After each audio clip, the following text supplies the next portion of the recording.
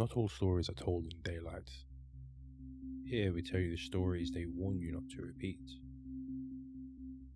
and the ones they pray aren't true.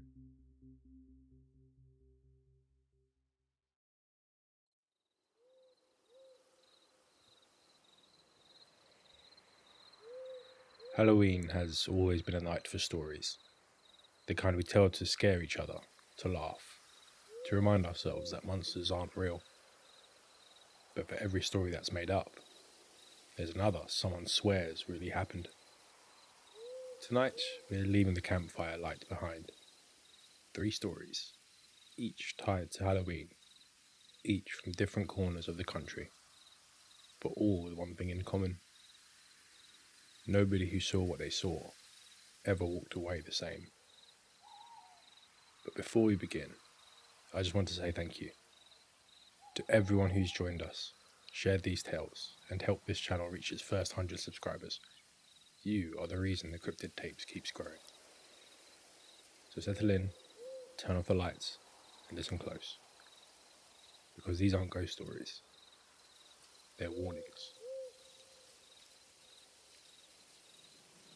Locals say the last home standing out there was a hunting cabin built back in the 1950s. It belonged to a man named Earl, a fur trapper who went missing during the winter of '87. When deputies found the cabin a week later, they described it as torn apart from the inside. No body was ever recovered, just claw marks across the doorframe and what looked like bite marks in the old wood stove. For years, hunters said they'd hear screams echoing through the pines during snowstorms. People started calling it Wendigo Hollow. Parents told their kids to steer clear. But in 2018, Black Hollow became a local dare. 4 high school seniors, Josh, Mia, Ryan, and Derek, filmed a Halloween Urban Legend Challenge for a YouTube channel that barely had 10 subscribers. They packed a tent, some snacks, a single flashlight, and a handheld camera. Part of the recovered footage shows them joking in the car. "We're gonna meet the Wendigo, boys. Just don't eat anyone, okay?" Their GPS lost signal about 5 miles down the road. After that, the camera only captured fragments, short clips of the group walking through tall grass towards the collapsed cabin. The sheriff's office later confirmed that portions of the video were genuine. It's unclear when the laughter turned to silence, but one clip shows the group sitting around a small campfire inside the ruins. You can hear Ryan ask, "Did you guys hear that?" And then, movement outside the cabin. Slow, measured. They assumed it's an animal until the sound changes. Footsteps circling. Too heavy for a deer, too deliberate for a bear. In another clip, Mia whispers, "Josh, someone's calling your name." The voice in the tape does sound like Josh, except he's the one holding the camera. At roughly 2:17 a.m, the video cuts to static and then returns. Only Ryan is visible, breathing hard, whispering that the others ran towards the car. Behind him, a shape passes between 2 trees, tall, skeletal, moving with an unnatural speed. When deputies arrived the next morning, they found the group sedan parked by the roadside, headlights still on, doors open. There were bare footprints frozen into the mud, but they weren't human. Each print was nearly 1.5 feet long, with extended toe marks ending in sharp impressions, like claws digging in for balance. The camera was found half buried in a ditch, still recording. Sheriff's reports list all 4 teens as missing persons. The search lasted 9 days. Canine units picked up a scent trail leading into the northern tree line before abruptly stopping, as if the trail had gone straight up. One deputy described an overwhelming odor. like rotting meat in cold air. When questioned later, he resigned from the force, refusing to speak about what he saw. The case remains open. The locals still talk about that Halloween. One resident who lives near the country line said she heard screaming that night, high-pitched, echoing, not quite human. Another swore they saw a shape moving along the tree line the next morning, dragging something behind it.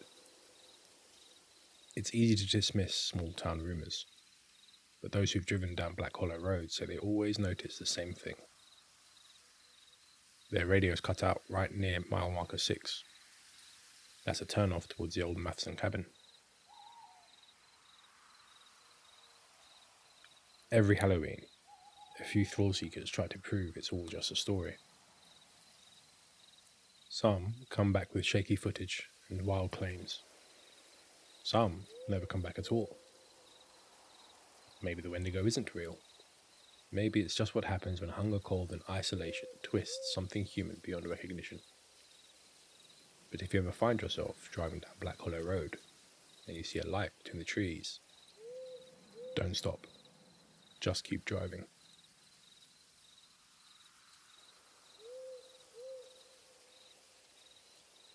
Every town has its traditions. For the people of Coyote Bend, Halloween means one thing: the bonfire. A gathering at the old quarry where families come together to tell ghost stories, play music, and keep the night alive until sunrise. It started as a harmless local celebration, but in 2019, the bonfire ended early, because that was the year people say something else showed up. Coyote Bend sits on the edge of the high desert. A handful of dirt roads, a gas station, and a radio tower that hasn't worked right in years. The quarry sits about 2 miles out, a wide pit of red rock and scrub brush. Every Halloween, locals drag pallets and old lumber down there, building a fire big enough to see from the highway. Kids wear cheap costumes, music echoes off the cliffs, and for one night, the whole town feels alive. That's where it happened. According to witnesses, sometime around 11:30 that night, people started noticing a man standing just beyond the firelight, tall, thin, wearing what looked like a coyote mask. Some thought it was part of the costume contest. Then someone realized they hadn't seen him arrive. He was just there, standing still, not dancing, not moving. I remember thinking, he's facing the fire, but his head's tilted the wrong way. The man never joined the crowd. He just circled the fire, keeping to the shadows. The town's low-power FM station, KPND, was broadcasting live from the quarry. Listeners later said the signal cracked, cut out, and for about 15 seconds, they heard something else. A sound like a distorted breathing and what one caller described as a voice trying to copy the DJ. When the broadcast ended, the host joked about technical difficulties, but a few minutes later, the generator flickered. The lights went out. In the sudden dark, several teens saw a figure crawl from the edge of the pit, fast, on all fours, and then upright again. When the floodlights kicked back on, there was nothing, only footprints in the sand, long, uneven, a gait impossible for a human. Sheriff's deputies arrived after reports of a missing teenager, last seen running towards the brush, chasing what he thought was a prankster. Search teams found his shoe near a dried creek bed and a trail of deep prints leading towards the hills. No animal matched them. A few days later, a local elder agreed to speak, but only off camera. He said what happened wasn't a ghost story or a prank. He said the figure they saw was a Yenaldushi, a witch who wears the skin of an animal to gain its form. A skinwalker. They don't appear by accident. When people mock the stories, when they laugh at the warnings, that's when they come. He warned not to say the name out loud again. The sheriff's office closed the case as missing person, presumed runaway. But the official files include photos that were never released publicly. Wide, bare footprints in the sand, digits too long, the stride pattern alternating between 2 and 4 limbs. Audio from the deputy's body camera picked up something faint. A human voice whispering, "Eli." Then the sound of distant laughter mimicking the same tone. 2 officers later resigned, citing personal reasons. The following year, Coyote Bend cancelled the Halloween Bonfire for the first time in 32 years. Locals claimed it was due to safety concerns, but residents say something else. That the night after Halloween, they saw the same bonfire pit still glowing red, even though the fire had been out for hours. And if you drive past the quarry now, people say you will sometimes see a shape standing in the fire's reflection. Too thin, too still, waiting. Maybe it was a trick of the light. Maybe it was someone playing a cruel prank.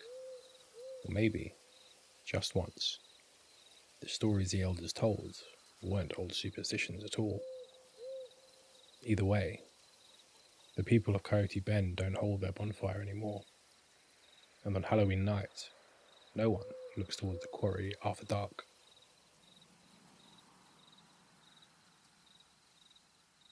If the first 2 stories remind us what happens when people chase legends, this last one shows what happens when the forest decides it's had enough of us. This is a story of Camp Coldwater and the Halloween trail that never opened. Coldwater State Park sits in the northern woods, a stretch of pine and birch wrapped around a lake that never fully thaws. For decades it was a summer camp. Then, after a string of strange animal attacks, it was closed to the public.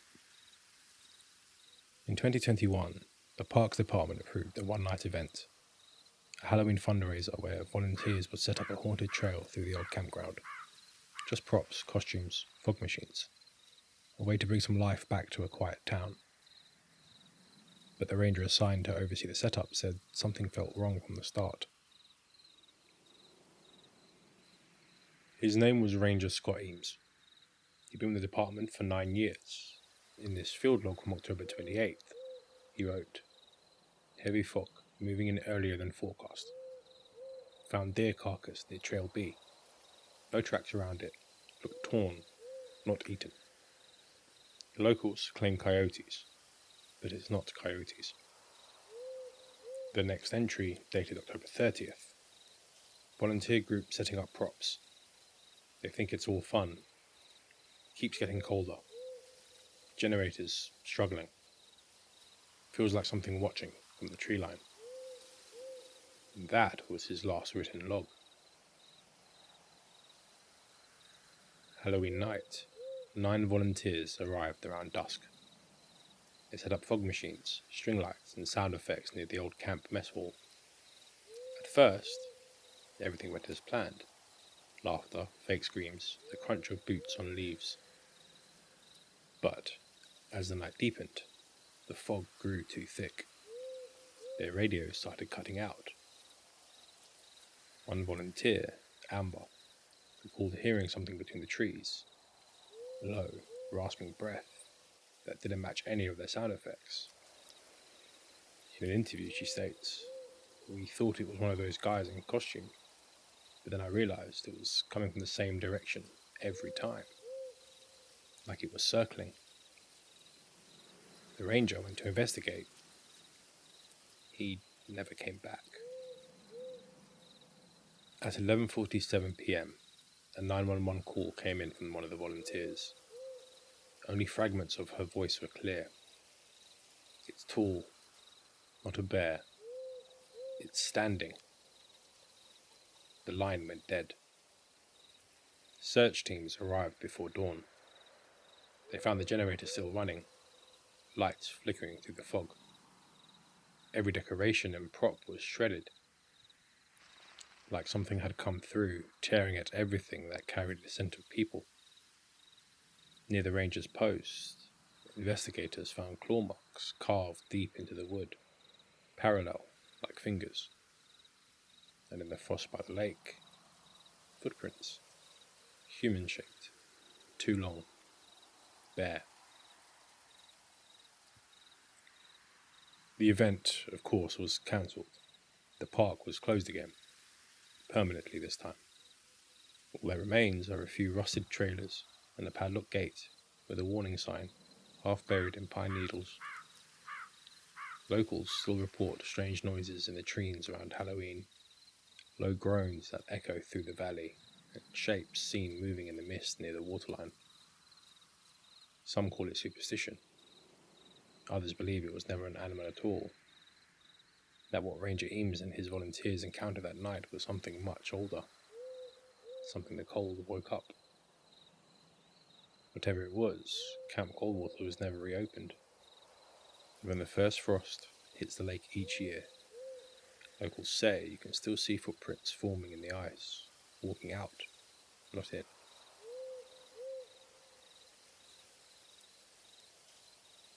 Those are 3 stories collected from across the country. 3 encounters that began as Halloween traditions and ended as warnings. Each began as a game, a dare, a prank, a night of fun, and each ended with someone missing. So if you're out celebrating this Halloween, keep your lights close, stay on the roads you know, and don't answer when something in the dark calls your name. If you've made it this far in, once again, I would like to say thank you for listening. Don't forget to like and subscribe. It helps the channel out far more than you know. Until next time, stay safe out there.